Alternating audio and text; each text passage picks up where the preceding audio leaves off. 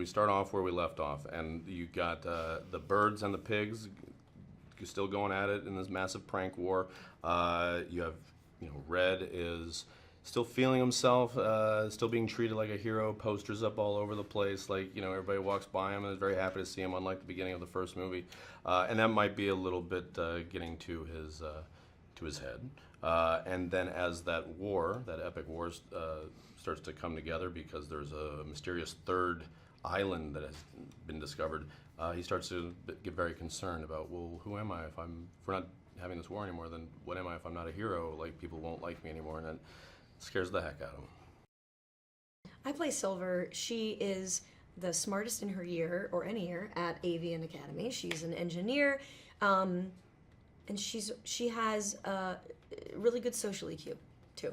So she is a genius who's also great with other birds. She's great. I really, really like her, and I would like to hang out with her. I play Red, the angriest bird of them all. We got a snake that's very short-lived, has no lines, becomes clothing.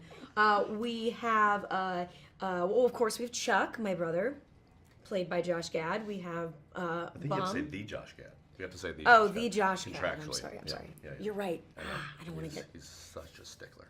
Yeah. It's awful. His people are just relentless on you. It's terrible. Danny McBride is Bomb, and then Sterling K. Brown is Gary. That's right. Gary is our gadgets expert, modeled in the... I like to think Hugh from Bond is modeled after Gary. It's the other way. Yeah, chronologically it makes no sense, Yeah. but you Sony folks probably have access to a time machine. And then we got Bill. I mean, Bill plays the King Pig. Does he have? I forget his name. Oh. Leonard. Thank you, Leonard. Such a good name too. There's so many people in this movie. I mean, Nicki Minaj, Awkwafina, Peter Dinklage, Leslie Jones, Lil Rel. You? Oh my God! Yeah. Stop. Me? Oh my God! Stop it. Please. She's surprised at his growth. I think that she doesn't expect him. I think she's had baby steps with other people she's tried to kind of reach out to and, say, how do you feel? Tell me how you feel. I think it's kind of worked in the past. This has definitely been the best it's ever worked, and it surprises her. Yeah. I think, Silver definitely pushes all of Red's buttons, even not even on purpose at the beginning. I think at some point, maybe on purpose, but again, only to hopefully to see how he responds and in a way that speaks towards his better, I'd say angels, but let's say his better bird angels.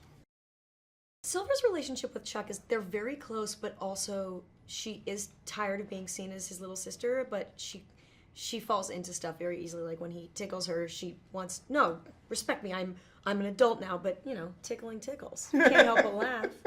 And that's what family is. You want to be You want to be seen as your own person. No, I'm an adult now, but there are just patterns you fall into that are, it's almost like hardwired from such a young age, and that's family.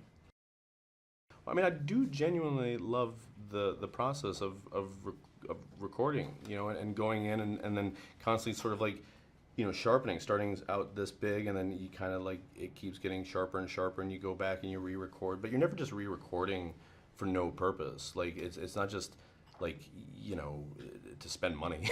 We would do that. It's always to refine it, to make it a little bit better, a little bit sharper, as you start to get the other performances coming in, because again, we do it all by ourselves at different times, all over the country, all over the world, for all I know. And then then you start to hear what other people are doing, and you sort of find this union, this harmony, and it's nice. It's very much.